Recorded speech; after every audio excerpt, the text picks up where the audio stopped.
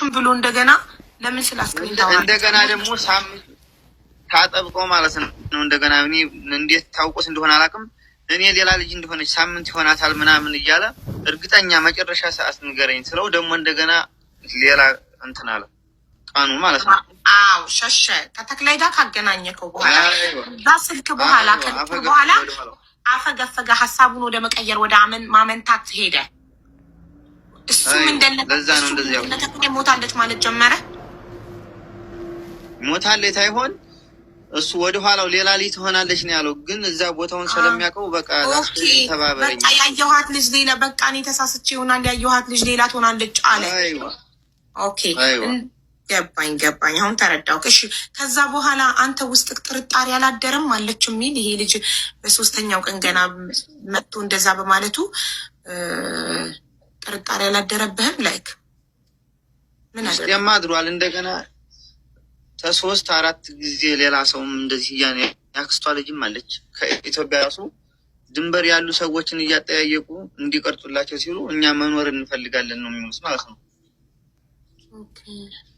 ሶ ምን አደረክ? እንደዚህ ሚዲያ ላይ እስኪወጣ ድረስ 2 ወር ከ7 ቀን ነው አይደለ? ሳያይዞት ወደ ሚዲያ የወጣው በሞተች በተባለ በ2 ወር ከ7 ቀን ነው። እስከዛን ድረስ አንተ ምን እያረክ ነበረ? ምን ማለት ቤተሰብም አለ እኛ አርፈንም አልተ ቤተሰብ ሁላ እኮ አለ ሲጀምር በብርም እንደዚህ ሰው ሀራንዴ ሀራሚ ጋናች ይላሉ እነሱ ማለት ነው። እዛው በእነሱ ሀገር እንደዚህ በውስጥ እያጠያየክ ነበር አንተ ከተለያዩ በውስጥማ እንዲያው ብዙ ልፋት አለ። አሁን እኮ ነው ሚዲያ ላይ እየወጣው እኮ ሀና አዝሏት ሲመጣ እላይዋ ላይ የተመታ ሰንበር ለቅሶ እያለቀሰች ነበር ወይ? ፊቷ እንዴት ነበር ስትመጣ? ፊቷ በልዟል። በጥፊ የመጣው ቀይ ሆኖ ፊቷ ቀልቶ ነበር። የጣት ማለት በጥፊ ምናምን የተመታ ሰንበር ኦር ምናምን ምንድን ነው ያለባት? በትክክል ፊቷ ቀይ ሆኖ የተቧጨረ የደማ ምናምን ነገር የለባት? ላላ የተቧጨረ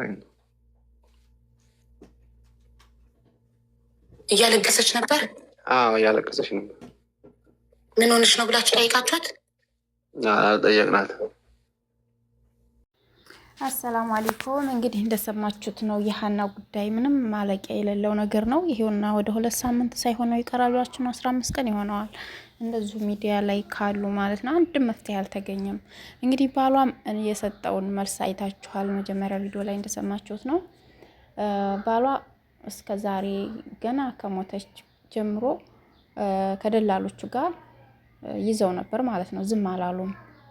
ማለትም የሞተችበትን ፎቶ ወይንም ቪዲዮ ካላችሁ ስትቀሯት ብለን ጠይቀናል። እንዴት ሞተች ብንላቸው በቃ እዛ አካባቢ ላይ ዘር አዝማዱ በቃ ሁላቸውም እየጠየቁ ነበረ። እዛ ቦታ ላይ ግን እንደዛ ለማድረግ እኛ እኮ መኖር እንፈልጋለን፣ እኛ እኮ ለህይወታችን እንፈራለን፣ እኛ እኮ እንደዚህ ነው በቃ የሆነ ምህኛት ነው የሚያበዙባቸው። ያ ማለት እንደዛ የሚሉት እዛ ቦታ ላይ የሆነ ነገር ነበረ ያኔ እንደ ተኩስ ምናምን ስለነበረ የእሷን አስክሬን ፎቶ ማንሳት ወይም ቪዲዮ መቅረጽ አልቻልንም እያሉ ነበር መልስ እየሰጧቸው ያለው ማለት ነው።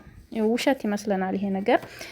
ማንኛውም ተሰዳጅ ቢሆን ሲደክሙ ሀታ እንኳን ሲደክሙ እከሌ ደክማብናለች ብሎ ይኸውና እንደደከመች እንዴት እንደደከመኝ ብሎ ፎቶ አንስቶ ቪዲዮም ሆነ ይሰጣሉ ለዋና ደላላቸው ማለት ነው። ለበላያቸው ይሰጣሉ።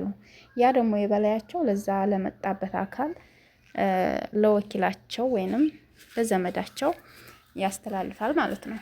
በቃ እንደዚህ ደክማ እንደዚህ ሆናለች፣ እንደዚህ ደግሞ አርፋለች፣ ሞታለች ወይም ታማለች፣ እንደዚህ ሆናለች ብሎ ያንን ፎቶ ማስረጃ ይሰጣል። የሷ ግን ምንም የሌለ ነገር ነውና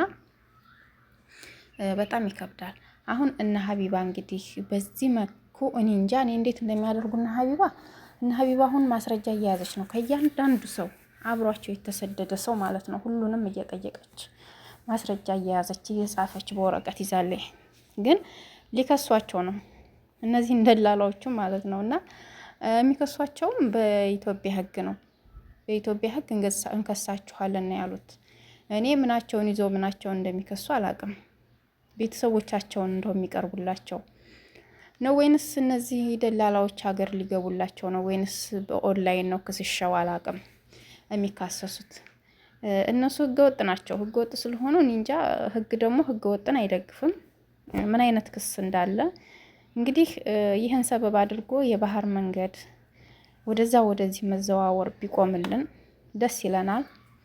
ብዙ እህቶቻችን ወንድሞቻችን እድሜያቸውን በአጭሩ እያስቀሩ ያሉበት መንገድ ነው። በተለይ ለዚህ ለወረቀት ማውጫ ብለው ወረቀት ህጋዊ እንሆናለን ብለው በባህር ተመልሰው እየሄዱ ባህር እየገቡ ያሉ ልጆች ብዙዎቹ አሉ።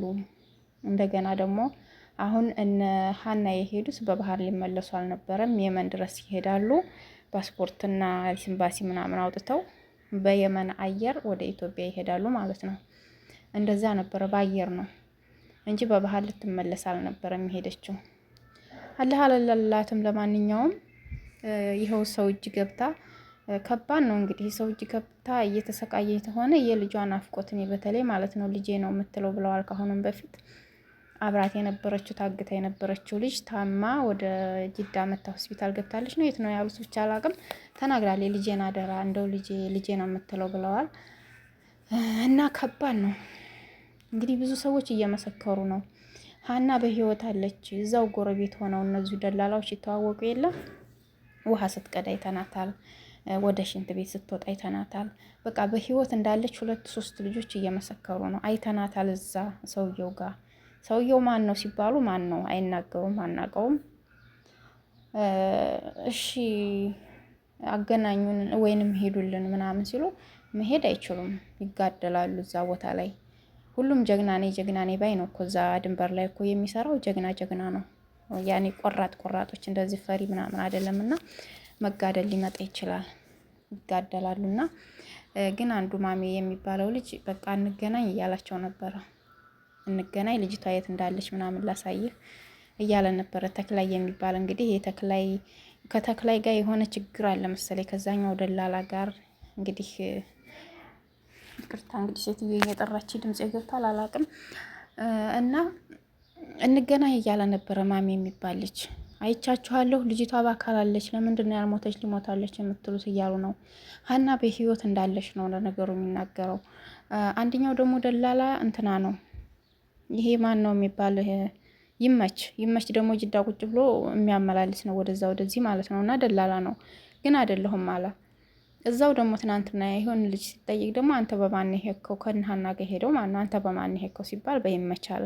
ተመልከቱ እንግዲህ ይመች ደላላ ነው ራሱ፣ ግን ይመች ደላላ አይደለሁም አለ። ዋሻ ማለት ነው። እዚህ ጋር አሁን ሀና ላይ የሆነ እውነታ ነገር እንደተደበቀ ነው የሚያመለክትባቸው። እነሱም እርግጠኛ አይደሉም መሞቷን። ይችሊ ሳትሞት ነው ወይ? እንደገና ደግሞ ለባልየው ምንድን ነው ያለው አንደኛው ሞተች ብሎ ያረዳው ልጅ ማለት ነው። እንደገና ተወዛግቦ አይ እንግዳው ያዩሃት ልጅ ሞታ ያዩሃት ልጅ እሷ ላትሆን ትችላለች ብሎ አሌ ነው ያለው ባልየውም። መጀመሪያ ቪዲዮ ላይ ሰምታችኋልና ውዝግብግብ ያለ ስትስር ያለ ማለት ነው። በቃ ጥምዝምዝ ያለ እንደ ሰንሰለት የማይፈታ ነገር ውስጥ ነው የዘንድሮ።